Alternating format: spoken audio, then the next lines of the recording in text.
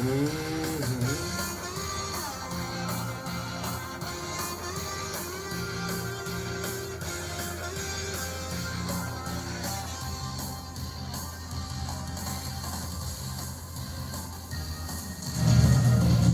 Chegou a hora de recordar.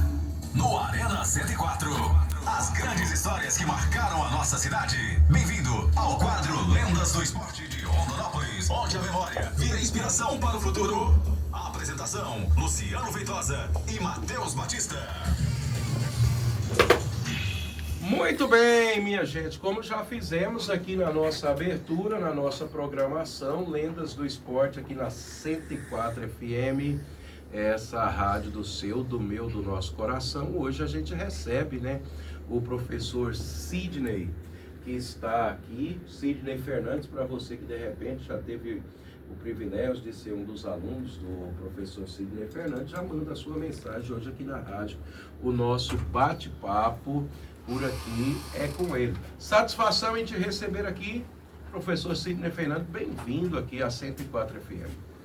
Obrigado, Matheus, obrigado, Feitosa, professor Weber, Weber não, perdão, Weber, pelo convite. Uma grata satisfação estar aqui com vocês, para a gente estar passando algumas vivências da gente dentro do esporte e educação.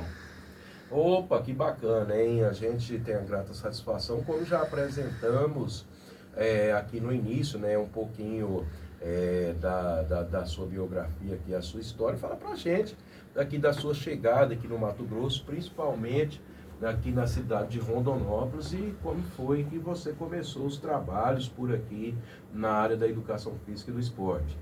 Sim. Em 88 nós mudamos para o Mato Grosso. Eu passei 10 anos da minha vida, de 88 a 98, no Pantanal Mato Grossense, né? Então foram 10 anos da minha vida não dedicado à educação, ao esporte, mas sim dentro do Pantanal Mato Grossense. Então eu comecei a minha vida no Mato Grosso ligado à pecuária, não foi.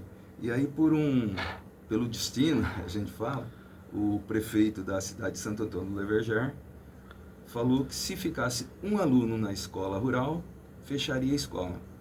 Eu tenho filho, né? E a gente pensa nas crianças. E ele realmente, ele cumpriu. Ficou um aluno, e foi a minha filha, e ele fechou a escola. Eu me vi obrigado a mudar para Rondonópolis. Só que já formado, né, já com o meu curso superior, eu vim para cá. Aí eu comecei a carreira como professor de educação física, né, numa escola da zona rural, que eu andava 85 quilômetros para depois ir aqui, e era todos os dias. E abri o concurso do estado, fiz, passei, depois abri o concurso do município, fiz, passei, né? E aí sim eu comecei a carreira do professor Sidney nas aulas de educação física. Muito bem, gente, 12h11. Antes da gente seguir aqui, eu vou só soltar a vinheta para o Luciano Feitosa, daquele boa tarde também para a nossa audiência. O engenheiro da bola. E aí, bicho? Luciano Feitosa, você chegou com um penteado, mancando aqui. Depois que nós sabemos que a Seguralta, infelizmente, sofreu mais um revés lá no Caiçara Tênis Clube, né? Mas que bom que você chegou bem. Amém. Boa tarde a todos, boa tarde aos ouvintes do Arena 104, né? Vamos que vamos. Já dá aqui uma boa tarde para o professor Sidney, também para o professor Éder. Continuando a entrevista, queria que você falasse para a gente aí qual foi o momento mais marcante aí na carreira como educador físico. E teve inúmeras marcas na vida da gente, né? Do bom ao ruim. O que mais me marcou foi o falecimento do Cazu, amigo pessoal, professor. Trabalhávamos juntos e acabou falecendo na frente dos seus alunos. Isso marca qualquer pessoa, principalmente por ser um amigo pessoal mesmo, dentro de casa dele. Então isso deixa a gente marcado pro resto da vida. E eu estava junto, né? Pior ainda fica, né? Mas Deus sabe das coisas, tá num bom lugar, né, tem o legado dele. Foi o né? infarto fulminante. Foi um infarto fulminante na frente dos alunos, quando ele foi cumprimentar, fazer o cumprimento aos alunos, né? E a segunda coisa foi quando eu fui convidado também para ser secretário de esportes na gestão Percival Muniz. Me pegou de surpresa, né?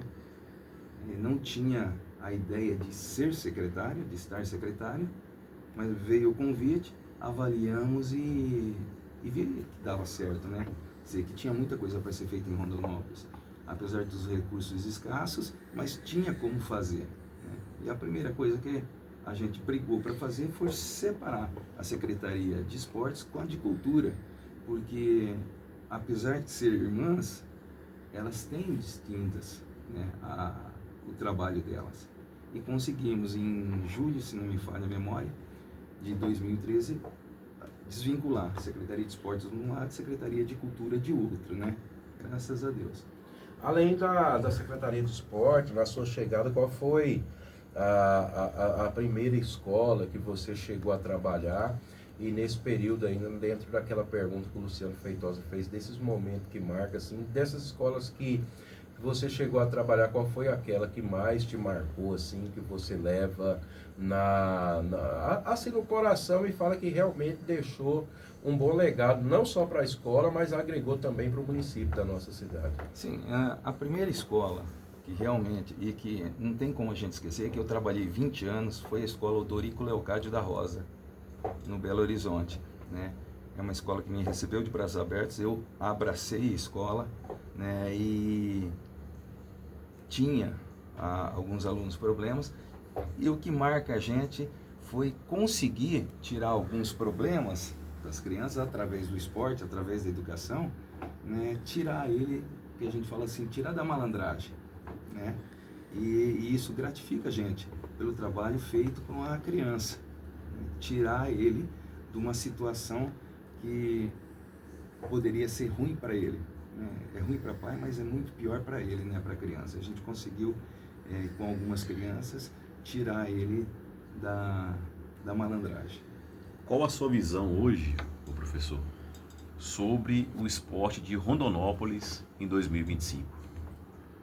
Eu tenho acompanhado a Secretaria de Esportes, a Secretaria Adjunta.